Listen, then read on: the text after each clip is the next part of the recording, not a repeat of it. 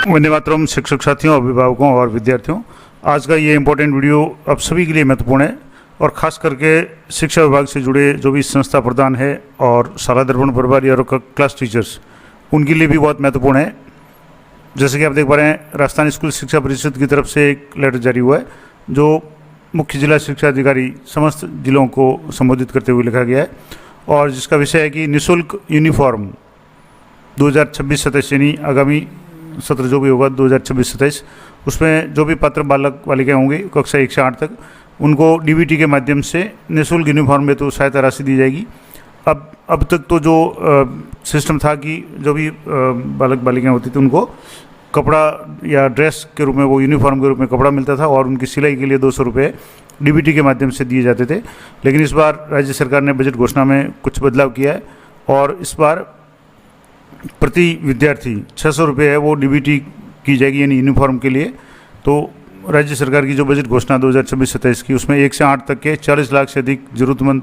विद्यार्थियों को निःशुल्क यूनिफॉर्म उपलब्ध कराने के लिए डीबीटी की जाएगी और इससे तो 250 करोड़ रुपए का व्यय किया जाएगा। और इस क्रम में राजकीय विद्यालयों में अध्ययनरत कक्षा 1 से 8 तक के जो भी पात्र विद्यार्थी है उनको यूनिफॉर्म राशि सहायता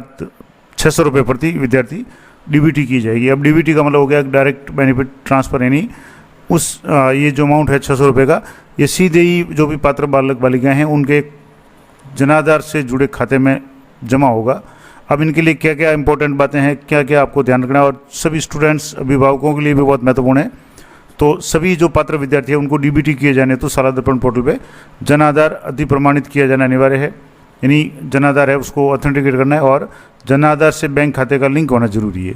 पेमेंट जब ही आएगा तभी जब आपका जनाधार से बैंक खाता लिंक हो। और शाला दर्पण पोर्टल रिपोर्ट के अनुसार समस्त विद्यार्थियों के जनाधार अभी तक अधि प्रमाणित नहीं है। बहुत से स्टूडेंट की अभी समस्या है। अब इसमें कई तरह के कारण हैं, जिसमें एक कारण तो ये है कि विद्यार्थियों के अभिभावकों का खुद का जनाधार नहीं होता है, या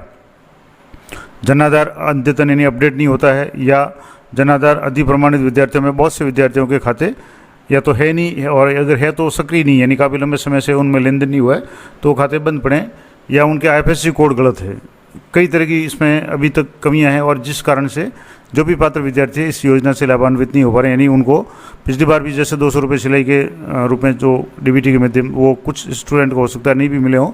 और इस बार 600 रुपये दिए जाएंगे। तो अगर उनका जनाधार है वो बैंक से लिंक नहीं होगा और ऑथेंटिकेट नहीं होगा तो उनको ये समस्या आएगी। तो उक्त संदर्भ में 100% विद्यालयों के शाला दर्पण पोर्टल पर जनाधार अधि प्रमाणित करवाए जाने तो समय समय पर आपको निर्देशित किया गया था, लेकिन आज तक शाला दर्पण पोर्टल पर जनाधार अधि प्रमाणित करवाने के कार्यों में कोई विशेष प्रगति नहीं हुई है और इसलिए इस कार्य में जो शिथिलता दर्शाई जा रही है। तो अब करना क्या है, तो पुनः निर्देशित किया जाता है कि विद्यार्थियों के जनाधार बनवाने या जनाधार अद्यतन यानी अपडेट करवाए जाने हेतु अपने जिले के सक्षम प्राधिकारियों से समन्वय स्थापित करके जनाधार से वंचित विद्यार्थियों को जनाधार बनाने के लिए प्रेरित करते हुए शीघ्र जो भी समस्त विद्यार्थियों के 100% जनाधार शाला दर्पण पोर्टल पर अधि प्रमाणित किया जाना सुनिश्चित करें, जिससे पात्र विद्यार्थियों को डीबीटी का लाभ मिल सके। तो सीधी सी बात है कि प्रत्येक जो भी संस्था प्रधान है उनका भी ये कर्तव्य है, क्लास टीचर्स है वो और अभिभावक भी अपने बच्चों के प्रति जागरूक रहें और उनसे भी निवेदन रहेगा कि वो भी यथासंभव बैंक में जाकर के या ई मित्र पर जाकर के अपना जनाधार और उसमें बैंक डिटेल्स है वो अपडेट करवाएं, ताकि जो भी डीबीटी का फ़ायदा है उनके बच्चों के खाते में या उनके जनाधार से जुड़े जो भी लिंक अकाउंट है उसमें पेमेंट है वो आ सके। तो समस्त अभी वर्तमान में राज्य सरकार की जितनी भी योजनाएं हैं उनमें जो भी पेमेंट आता है वो डीबीटी के माध्यम से जनाधार से लिंक खाते में ही आता है। तो सभी स्टूडेंट्स के लिए अनिवार्य है कि जनाधार है उसको अपडेट करवाएं और अन्यथा राज्य सरकार की योजनाओं से वो लाभान्वित नहीं हो पाएंगे। तो ये